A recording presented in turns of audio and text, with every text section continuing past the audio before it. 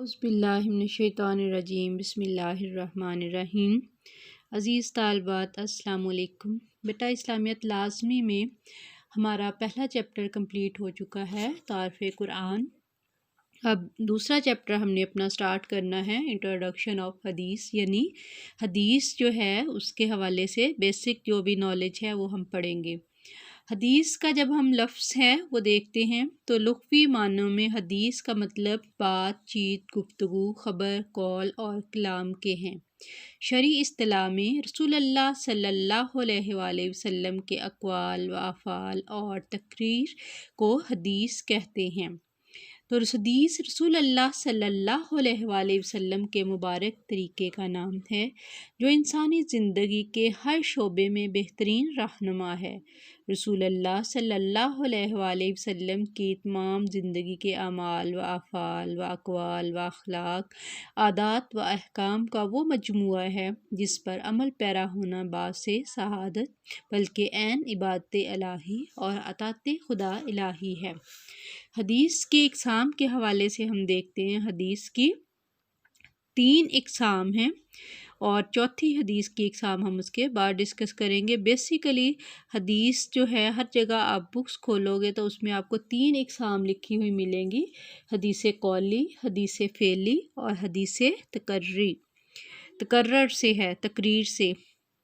تو اس میں فرسٹ جو ہے حدیث قولی، اس سے مراد ہے کہ جو کچھ آپ صلی اللہ علیہ وآلہ وسلم نے فرمایا، یعنی جس حدیث میں رسول اللہ صلی اللہ علیہ وآلہ وسلم کا کوئی قول یا ارشاد مبارک کا ذکر ہوا ہو، مثلاً آپ صلی اللہ علیہ وآلہ وسلم کا یہ ارشاد مبارک ہے، انما الاعمال بالنیات، اعمال کا دار و مدار نیتوں پر ہے، تو یہ رسول اللہ صلی اللہ علیہ وآلہ وسلم کی قولی حدیث ہے۔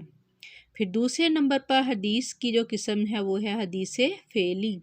اس سے مراد یہ ہے کہ اس حدیث میں رسول اللہ صلی اللہ علیہ وآلہ وسلم کے کسی فعل کا ذکر ہو، یعنی آپ صلی اللہ علیہ وآلہ وسلم نے کوئی ایسا عمل کیا ہو، وہ حدیث فعلی کہلاتی ہے۔ مثلاً حضرت سمرہ بن جندب رضی اللہ عنہ سے روایت ہے کہ جب حضور اکرم صلی اللہ علیہ وآلہ وسلم نماز پڑھ لیتے تو اپنا منہ ہماری طرف کر لیتے، یعنی یہ آپ کے ایک فعل کی کیفیت بیان کی ہے کہ نماز آپ ہمیشہ امامت کرواتے تھے، تو امامت جو ہے ظاہر رخ سیدھا قبلے کی طرف ہوتا ہے۔ نمازی ابتدا میں جو نمازی پڑھنے والے مقتدی ہیں ان کی جو امام کی بیک ان کی طرف ہوتی ہے، تو جب کہا سلام پھیر لیتے تو رخ آپ صلی اللہ علیہ وآلہ وسلم صحابہ کرام کی طرف کر دیتے۔ پھر تیسرے نمبر پر ہے حدیث تقرری۔ تقریر سے ہے، تقرر کا مطلب ہوتا ہے یا تقریر کا مطلب ہوتا ہے خاموش ہونا، ٹھیک ہے۔ اس سے مراد جو ہے کہ وہ حدیث ہے جس میں رسول اللہ صلی اللہ علیہ وآلہ وسلم کے سامنے کسی دوسرے شخص نے کوئی ایسا کام کیا جو آپ نے اس پر خاموشی اختیار فرما لی۔ آپ صلی اللہ علیہ وآلہ وسلم کی یہ خاموشی یا سکوت آپ کی پسندیدگی اور رضامندی پر دلالت کرتا ہے، یعنی اس کی دلیل ہے۔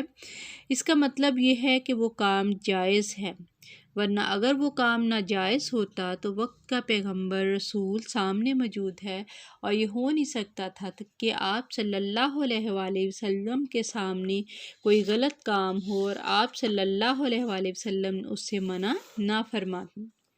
اب اس جو حدیث تقریری ہے اس کی اگزامپل جو ہے وہ حضرت انس بن رضی اللہ عنہ ہیں، ان کی ایک روایت ہے کہ ہم رسول اللہ صلی اللہ علیہ وآلہ وسلم کے ساتھ نماز پڑھتے تھے تو بعض لوگ گرمی کی شدت کی وجہ سے سجدے کی جگہ کپڑے کا کونا بچھا لیتے تھے۔ اب یہ 3 اقسام آپ کو موسٹلی ملیں گی۔ حدیث کی ایک چوتھی قسم ہے وہ ہے حدیث قدسی۔ تو عموماً بیٹا آپ دیکھتے ہیں کہ جب بھی حدیث کی بات ہوتی ہے تو کوئی صحابی ہمیں بتاتے ہیں، یعنی راوی بیان کرنے والا، جو آپ صلی اللہ علیہ وآلہ وسلم کے صحابہ ہمیں بتاتے ہیں، میں نے دیکھا، کالا سمیتو، میں نے سنا، رسول اللہ صلی اللہ علیہ وسلم رائے، تو میں نے دیکھنا، سننا، محسوس کرنا یا کسی فعل کا تذکرہ کرنا۔ اب یہ صحابی ہمیں بتا رہا ہے، یعنی راوی وہ ہے اور بات جو ہمیں رسول اللہ صلی اللہ علیہ وآلہ وسلم کی بتا رہا ہے، جبکہ حدیث قدسی کا ڈفرنس کیا ہوگا؟ موسٹلی حدیث آپ آگے دیکھو گے بھی، ہمارے سلیبس میں بھی ہے، تو اس میں قال تعالیٰ کے الفاظ ہوتے ہیں، یعنی صحابی بھی ہیں۔ فار ایگزامپل حضرت ابو ہریرہ رضی اللہ عنہ نے فرمایا رسول اللہ صلی اللہ علیہ وسلم نے فرمایا، ان سے اللہ تعالیٰ نے کہا، یا اللہ تعالیٰ نے یوں کہا، یا قالا امرنی، اللہ تعالیٰ نے مجھے حکم دیا۔ تو اس میں وہ بات اللہ کی طرف سے ہوتی ہے، لیکن زبان مبارک سے وہ جملہ رسول اللہ صلی اللہ علیہ وآلہ وسلم کا نکلتا ہے، جس کو ہم حدیث خفی بھی کہتے ہیں، یعنی ڈائریکٹ قرآن نہیں ہے، لیکن وہ اب مفہوم وہ آپ کو کیسے اللہ نے گائیڈ کیا، وہ ہم وحی کی اقسام پیچھے پڑھ چکے ہیں کہ وہ کسی بھی شکل میں آپ کے دل میں الہام ہو سکتا ہے، وہ معراج کے موقع پر تھا، وہ کسی بھی صورت میں اللہ تعالیٰ جو اپنے انبیاء کو نالج دیتے ہیں وہ اس حوالے سے ہو سکتا تھا۔ تو اب ہم دیکھتے ہیں اسی طرح سے آپ جو ہے سنت اور حدیث، یہ دو ٹرمز ہی آپ دیکھو گے، تو حدیث کی طرح سنت کا لفظ بھی عموماً رسول اللہ صلی اللہ علیہ وآلہ وسلم کے طریقوں کے لیے استعمال ہوتا ہے۔ سنت کا معنی کھلا کشادہ راستہ کا ہے، پختہ اور قطعی عادات کو سنت کہا جاتا ہے۔ سنت کا اصطلاحی مفہوم ہم جب دیکھتے ہیں تو اس میں رسول اللہ صلی اللہ علیہ وآلہ وسلم کا قول، فعل اور تقریر ہے۔ اس میں اللہ تعالیٰ کی سورۃ احزاب میں آیت بھی ہے، سنت اللہ التی قد خلت من قبل، وہ لوگ جو پہلے گزرے ان کے متعلق بھی اللہ کا یہی دستور ہے۔ تو جب ہم دیکھیں وسیع معنوں میں تو اس میں آپ صلی اللہ علیہ وآلہ وسلم کی بات چیت، گفتگو، اس کے لیے آ رہا ہے، حدیث آ رہا ہے بات چیت کے لیے۔ سنت اوور آل یعنی وہ پورا راستہ جس پر رسول اللہ صلی اللہ علیہ وآلہ وسلم چلے ہیں وہ سنت کہلاتا ہے۔ تو اس حوالے سے بیٹا یہ حدیث کی اقسام ہے، اس کو آپ دیکھ لیں۔